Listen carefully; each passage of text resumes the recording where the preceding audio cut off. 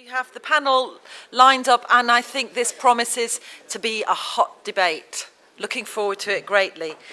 So our session on free schools policy into practice, and then we're going to try and fit in as many questions as we can do, is going to be chaired this morning by Pascal Scherer from the Hackney Free School and also Director of Service to our Architects. So big welcome to Pascal.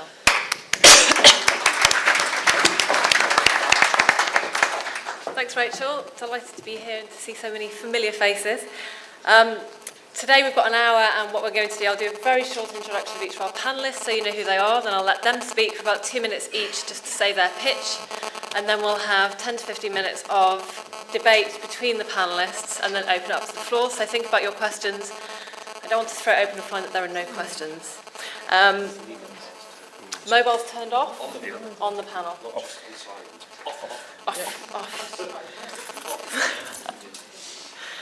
Free schools obviously being a very hot political topic at the moment, and also potentially something very interesting for the future in terms of innovation. So we've got on the panel Jon de Maria. Jon is a founding member of the Neighbourhood Schools campaign in Wandsworth, a very high-profile group of parents in Wandsworth looking to set up a free school. They've got over 3,000 parents involved, and we understand their plans have been approved last week by the Department for Education, so they're moving forward to their business case, and that the Bolingbroke Academy will be one of the first wave of free schools to open in a converted hospital. Next to Jon is Fiona Millar. I'm sure you all know Fiona. She's a nationally renowned journalist and education campaigner with regular commentary in The Guardian and BBC Radio and TV.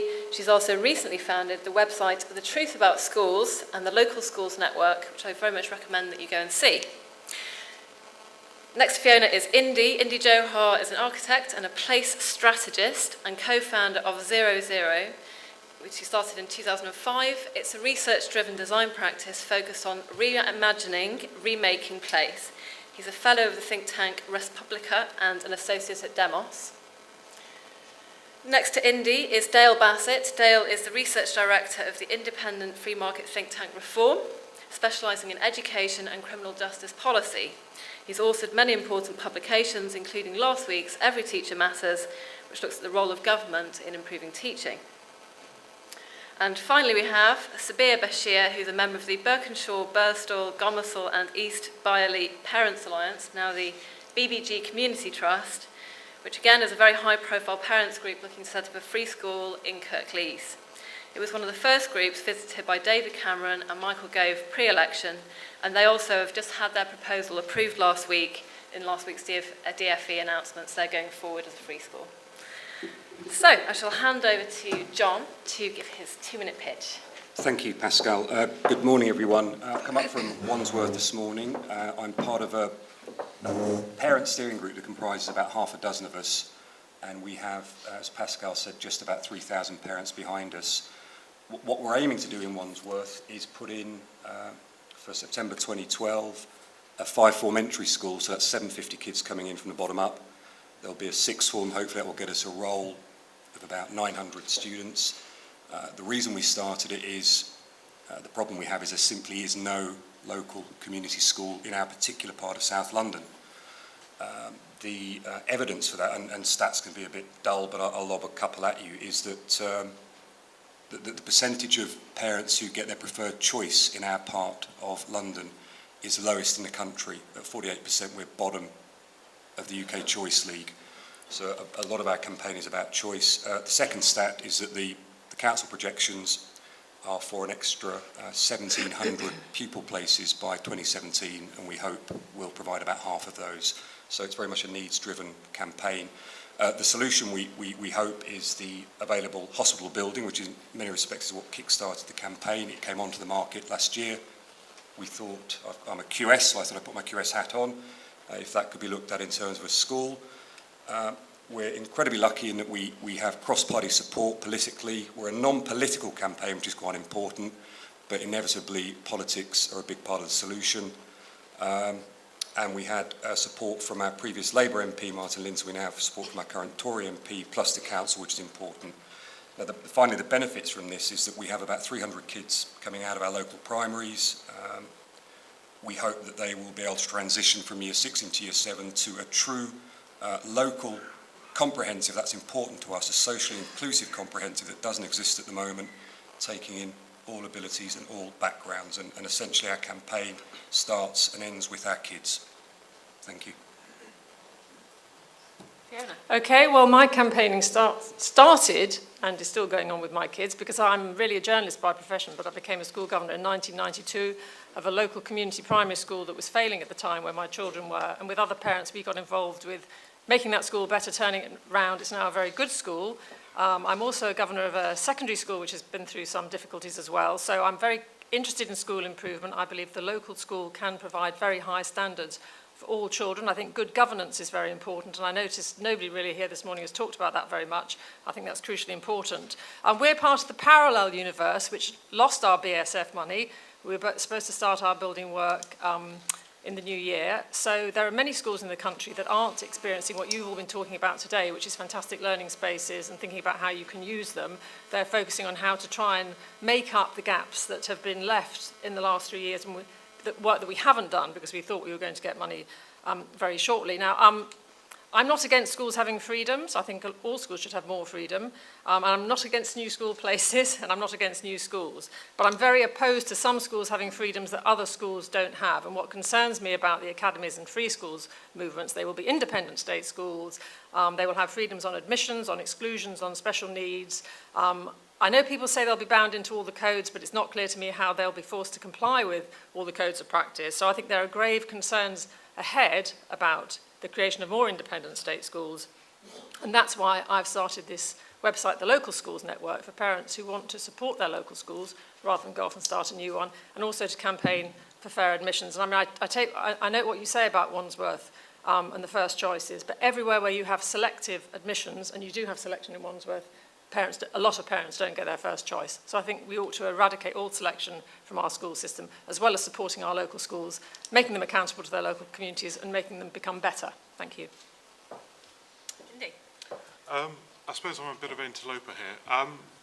My experience probably comes from setting up the Hub in London, which is a club for social entrepreneurs, which has been growing all over the world to about 25 different locations, from the Bay Area all the way to Cape Town right now. And in a sense, we are doing some work looking into the future of schooling and education. And in that process, I think the reflection into practice, I think, is a bit premature. You know, I don't think many have been delivered, and the way they are currently being delivered is largely following a BSF-type ideology, if not kind of absolute practice. So I think there's something interesting going on. If you look at what's going on in places like Aarhus in Denmark, if you look at places like Singapore, if you look at places like South Korea, you're starting to see a different pattern emerge in terms of education. Education which is far more focused on mind shift patterns, shifting mindsets as opposed to subjects. You're starting to focus on collaboration as a kind of a real understanding of how education is going to be delivered rather than actually testing the single model. So when as part of the work we're doing, we're looking at these shifts that are occurring not in the UK, but sort of going away from this kind of slightly over myopic focus onto big society and free schools and saying what's actually going on globally, because there are some radical things going on globally which I think we're going to have to address if we're going to have to be relevant, if our education system is going to be relevant for the 21st century. I know that term is a little bit difficult, but I think we are having to look at that. And in a sense, I think if we are going to take the free schools approach, I think there's going to be a radical second wave, which will be something which will involve real co-creation. Co-creation which is going to be about co-financing as well. Community micro-bonds which will be set up. We set up the Hub in King's Cross. £130,000 was financed from within the members. So there's a whole new co-creative power which won't necessarily rely on the same methodologies that we're talking about. So when you really start to deliver on this, there is a new regulatory framework that will start to open up. And I think that throws very interesting insights. The other thing which we're finding more and more relevant is the design and the infrastructure will have to be more multidimensional. So right now for the Hub, we're just about to launch a learning application, iPhone app, where actually entrepreneurs can share and ask each other questions, share knowledge within that community. What does that do if actually schools start to launch these sort of learning applications? So I think we're going to have to become far more integrated in the ICT. I know Bector died, but there are other forms, very cheap. £30,000 is what it's costing us to put an iPhone app together. So these are very cheap interventions with huge impact in learning and sharing knowledge. So I think we're going to have to start to become much more multidimensional and start to learn from places like Tech Shop in California, which share resources of a kind of which craft design technology studio would really sort of deliver and share them with the wider community. We're going to have to become much more focused on sharing our assets in very smart ways. And all these things are going to open up, from our perspective, quite a different model of learning. I mean, if you look at the Maker Fair that went on in Newcastle, which is part of a big movement that's going on in the US around how you make and use technology, I think these sort of things herald a different approach to learning and doing and operating and giving people real frameworks from changing their method of creativity and collaboration with the future. Thank you. Dale? Thank you. I think one of the really exciting things about free schools is the potential that they introduce into the system for the kind of innovation that Indy is talking about, and in actual fact allowing different schools to experiment with different varieties of models, different approaches to teaching, different types of buildings, different uses of technology. And I think that innovation is one very important facet.